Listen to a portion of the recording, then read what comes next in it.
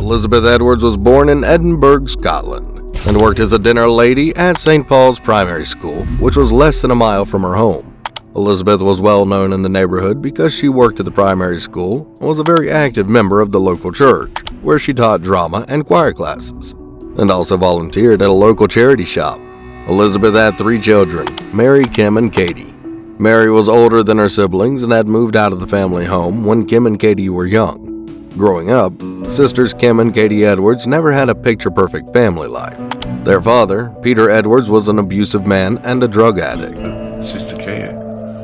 But when I was seeing Elizabeth, if I bought me something, they both got the same. Kim puts it down that Katie was her mum's favourite, but I didn't see that. Elizabeth and her children have spent time in numerous women's refuges in an attempt to flee their terrible relationship.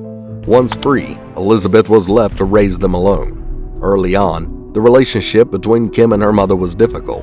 Kim saw herself as an outsider, looking in on her mother and sister who had been close. From this, a bitter rivalry began between the siblings. Kim would later say that she felt like a train wreck compared to her bright angel of a sister, who had tried to run away several times. There were long-standing conflicts within their family, in addition to Kim's personal concerns with her mother. January 2008, when Kim was just 6 years old, Kim and her mother had a falling out over the television, which resulted in Elizabeth hitting Kim. After the argument de-escalated, Elizabeth referred herself to social services, coming clean about what she had done. Social services immediately got involved and placed both Kim and Katie into foster care. The 2 sisters spent a few months in care and had regular visits from their mother, and eventually were able to return home. Katie and her mother resumed their close relationship, but Elizabeth feared Kim would never forgive her for the incident. Kim and Elizabeth remained at odds, and over the next few years went from one argument to the next. In September 2013, Kim threatened to run away, and her teachers raised the alarm. In 2014, Kim claimed that her mother had tried to strangle her during an altercation between the pair, and social services were once again involved in the family. Elizabeth and Katie both denied this, stating that Kim was making things up for attention, and the case was swiftly closed. In January 2015, Elizabeth went to the doctors to try and be referred for family counseling, in a desperate bid to mend their relationship, and shortly after scheduled an emergency psychiatric visit after discovering a suicide note written by Kim. Kim was placed on a psychiatric hold and was released after an examination revealed no sign of mental illness. Kim was convinced that her mother didn't love her and that she preferred her younger sister. Kim was consigned to the sidelines as a result of Katie and Elizabeth's intimate friendship, and she harbored dangerous growing hatred and jealousy. In that triangle, she felt very much left out. Kim's psychologist would later say in court, Kim also felt like she had someone else to compete with for her mother's affection. Graham Greene, a lorry driver who lived locally, had just begun dating her mother. By all accounts, the relationship was serious, and the pair were beginning to discuss moving in together. Kim met Lucas Markham at John Glebe High School in Spalding when she was 14 years old. They'd been assigned to a disciplinary class for aggressive students. When Kim stepped in and saw Lucas for the first time, he was hurling a chair across the room in a fit of rage. Kim would subsequently declare that she had loved him from that moment. He asked her out on Facebook a few months later. Jane Blanford, her next-door neighbor, remembered the couple. I liked her, but I couldn't understand her boyfriend. Kim was nice, sweet, and kind, according to Jane. Kim always seems like an angel, and he's always the devil, out there looking for mischief. I think that's what she got out of the relationship. She thought everyone else was boring, whereas he was a rebel. Lucas Markham also had a difficult childhood.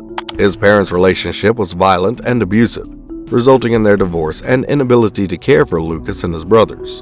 The children were placed in foster care and were subsequently adopted by an aunt when Lucas was just 4 years old. Lucas's mother died when he was 5 years old, following a long battle with leukemia. And when he did speak with his father, who was a severe alcoholic, his connection with him was practically non-existent and seriously strained. Lucas was bright and enjoyed math in school, but his unresolved anger issues were holding him back and spiraling out of control, manifesting themselves in frequent conflicts, sometimes so heated that he would engage in fistfights with teachers. As a result, he was assigned to the behavioral unit, where even there, he struggled to fit in. They felt like outsiders, and when they found each other, there was something very specific that connected them. said psychologist Emma Kinney, who has examined this case. There was a sense that it was them against the world. That's quite a dangerous place to be when you don't have the conscience or the ability to decode what's really going on. That bond arose from a shared experience of being unwanted and unloved at home, as well as a common sense of being unloved and unwanted. Elizabeth was concerned as her younger daughter's obsession with Lucas grew into a full-fledged obsession. She was concerned that the connection was harmful and that Kim was far too young to have sex. Elizabeth told Kim she couldn't see Lucas anymore and prohibited him from their home. She even contacted the school and requested that the children be separated. According to Elizabeth, the young pair were a time bomb waiting to go off, and go off they did. Angered that they were, Kim and Lucas had had enough of not being able to see each other as much as they wanted, so they fled in October 2015.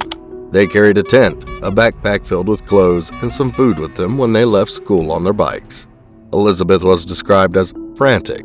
They covered the riverbanks, police went around houses, searched parks, and put notices in the newspapers, because no one knew where to look.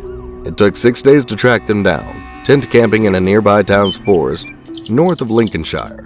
Elizabeth was enraged and she forbade Kim from meeting Lucas ever again. Though any parent would have done the same thing, this decision marked the beginning of the end. Kim attempted suicide in March 2016 by taking an overdose of medications. Kim informed the psychiatrist she had to see as a result of the incident that her life had turned into a living, walking hell because she couldn't see Lucas and despised her mother. Kim told her therapist, "I want vengeance for the way she treats me. I do not feel anything for my mother." According to an assessment by Lincolnshire County Council, she required professional assistance sooner rather than later. She posted a photo of herself on Facebook not long after, her eyes downcast and her expression emotionless. "Where has your lovely smile gone?" Liz wrote. Kim replied, "It disappeared." In one row, Elizabeth had found out that Kim and her father, Peter, had been in contact through Facebook and exploded, telling Kim that she would turn out just like her father.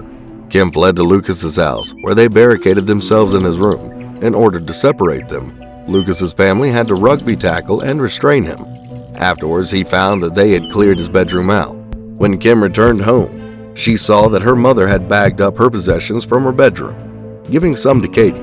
Afterwards, Kim said it was clear she did not belong to the family anymore. That weekend, they began planning the murder. Former classmate Adam Free, who also attended the same school as Kim and Lucas, claimed that Lucas told him that he wanted to kill Kim's mother. He had never set a plan or a scheme or anything, but Kim's mother used to attempt to keep them apart because she didn't want them dating. He did come into school and say he's going to kill her one day, but we simply assumed he was distressing. We never imagined he'd actually do it. Despite having a few rage issues, Adam characterized Lucas as being all right when they first met in year 8 at a behavioral unit. Lucas wasn't well liked at school, and he was tormented a lot here and there, and I believe it had an impact on what happened.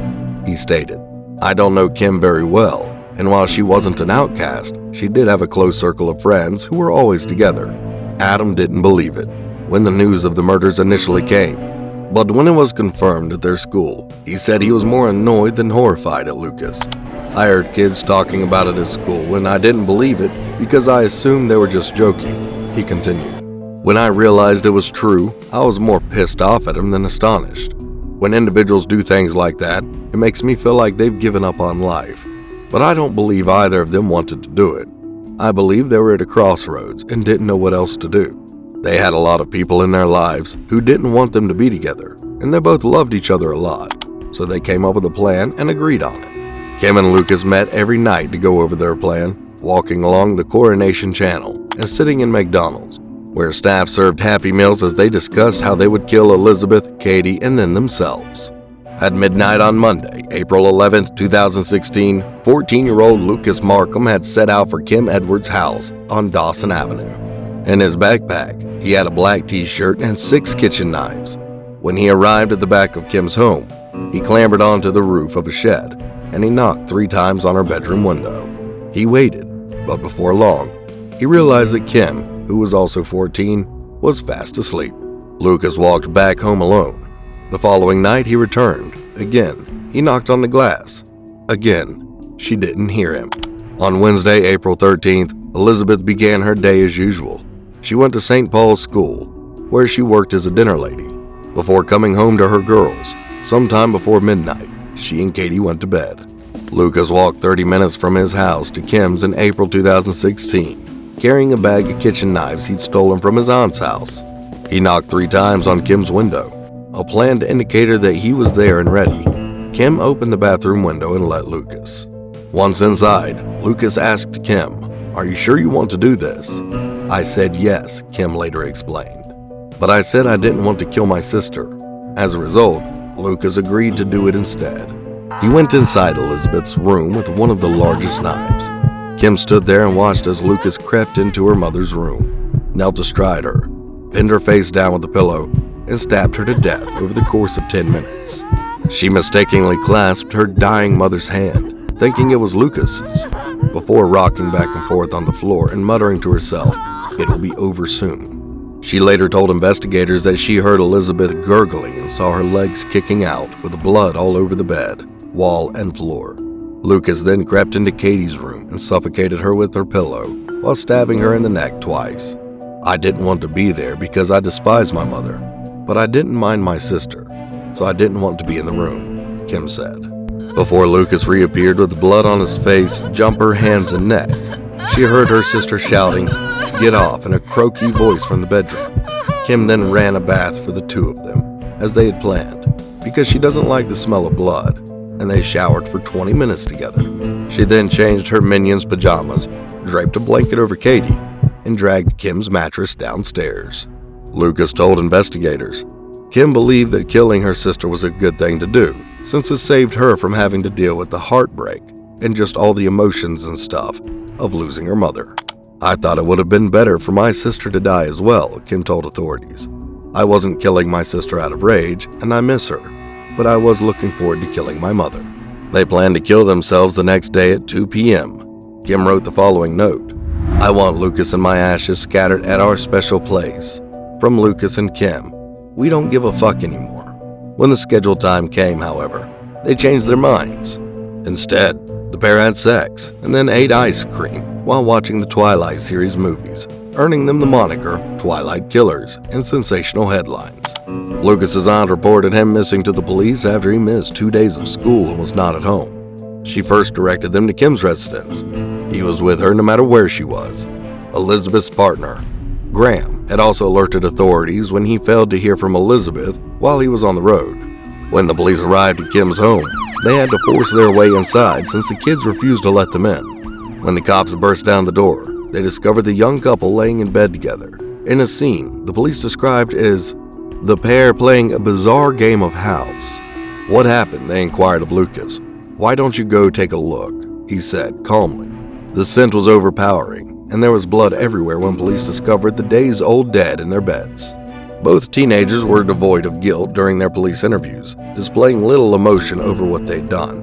"I was okay with it," Kim stated when asked about her views concerning the murders, "because it wasn't torture or anything. The fact that it happened so swiftly provided me peace of mind," she continued. "It didn't bother either of us. My mother no longer has to deal with the fact that I'm suicidal, nor does she have to wake up every morning wondering if I'm still alive." Dr. Philip Joseph, a psychiatrist involved in the case, later learned that Kim did it to prevent Elizabeth from corrupting people's lives. She stated she missed her sister, but was glad Elizabeth was dead, in a disturbing conversation with the doctor, "even if it puts me in a sticky situation." She said that by killing her sister and mother, she had done them a favor, because they didn't have to go through the heartache of living with her. Dr. Indranil Chakrabarty, a psychiatrist, claimed the youngsters had a mental abnormality that would significantly impair her ability to make rational judgments at the time. He said she felt like she was in a box and screaming to get out when he interviewed her after the killing. Dr. Joseph stated Kim was inappropriately upbeat when he interviewed her, and that she and Lucas had been laid back about the killings. She claimed she used a knife because, while a gun would have been easier, guns were difficult to come by, making a blade the better solution. Kim told him that everything was wrong with her since she described killing her mother and sister as a breeze, and that she felt glad. She also stated that the fact that it occurred quickly gave her peace of mind. Dr. Joseph, on the other hand, claimed that the murder was rational, logical, and cold. and that it would never have happened if it hadn't been for the sweetheart's intense toxic relationship. Following the tragic murder of her family, Kim told Dr. Chakrabarty that she realized Lucas might not be the right person for her, and the relationship terminated in June. Dr. Joseph came to the conclusion that it was clearly a planned, controlled killing, and that none of the criteria for diminished responsibility had been met. The two teens' casual demeanor astounded even the most seasoned detectives. The fact of what happened in those 36 hours after, and how they carried on as normal, watching TV, watching a film, going upstairs to use the toilet while people are lying upstairs dead. It begs belief. Detective Inspector Martin Holvey is quoted as saying, "There's something missing in Kim when she's talking," Dr. Kinney said of the interview. Part of it stems from her attachment, troubles, and a sense of being wronged. When you mix in a lack of empathy and a determination to keep whatever she and Lucas think they have, the results are disastrous. This is a case of children acting like adults and getting it horribly wrong. Because the defendants were so young, the court decided to refer them simply by their first names, Lucas and Kim. The judges and barristers didn't wear their regular wigs and gowns. Two security guards separated the baby-faced assassins at the safe dock behind perspex screens. Kim, who has a tiny frame and smooth-faced blonde hair, chose a cardigan and leggings. She showed little emotion during the trial except when the judgment was pronounced and she sobbed. Lucas never gave her a second glance. He was much more infantile than she was, with soft mouth, sandy hair, and a round, stubble-free face. The evidence was horrific to say the least. In October 2016, Nottingham Crown Court heard the tragic circumstances of the case over the course of 5 days. A jury of 7 men and 5 women deliberated for 2 hours and 30 minutes before unanimously finding them guilty of both charges.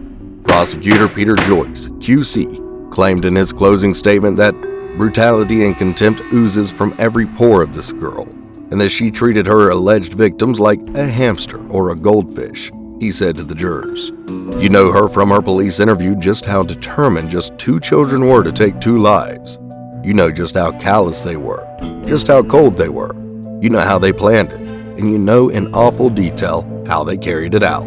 In November 2016, Lucas and Kim were both originally given 20-year minimum custodial terms, but the Court of Appeal reduced them to sentences of 17 and a half years. They have the unwanted title of being UK's youngest double murderers.